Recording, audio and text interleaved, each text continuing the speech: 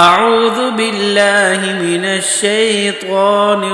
الرجيم. بسم الله الرحمن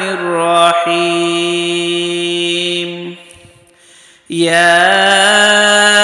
أيها المزمل قم الليل إلا قليلا نصفه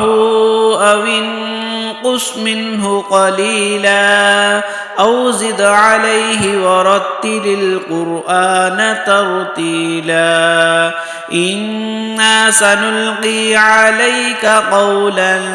ثقيلا إن ناشئة الليل هي أشد وطئا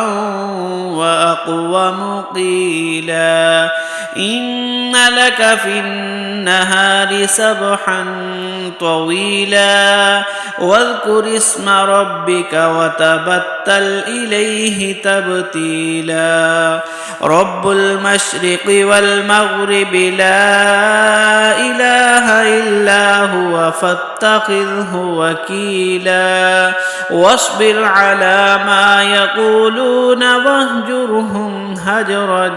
جميلا وذرني والمكذبين أولي النعمة ومهلهم قليلا إن لدينا أنكالا وجحيما وطعاما ذا غصة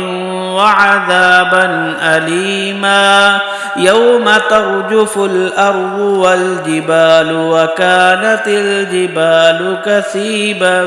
مهيلا إنا أرسلنا إليكم رسولا شاهدا عليكم كما أرسلنا إلى فرعون رسولا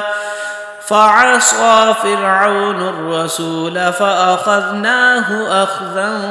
وبيلا فكيف تتقون إن كفرتم يوما يجعل الولدان شيبا السماء منفطر به كان وعده مفعولا إن هذه تذكرة فمن شاء اتخذ إلى ربه سبيلا إن ربك يعلم أنك تقوم أدنى من ثلثي الليل ونصفه وثلثه وطائفة من الذين معك والله يقدر الليل والنهار علم أن لن تحصوه فتاب عليكم فاقرؤوا ما تيسر من القرآن علم أن سيكون منكم مرضى وآخرون يضربون في الأرض يبتغون من فضل الله وآخرون يقاتلون في سبيل الله فاقرؤوا ما تيسر منه وأقيموا الصلاة وآتوا الزكاة وأقرضوا الله قرضا حسنا وما تقدموا لأنفسكم من خير تجدوه عند الله هو خيرا وأعظم أجرا واستغفروا الله إن الله غفور رحيم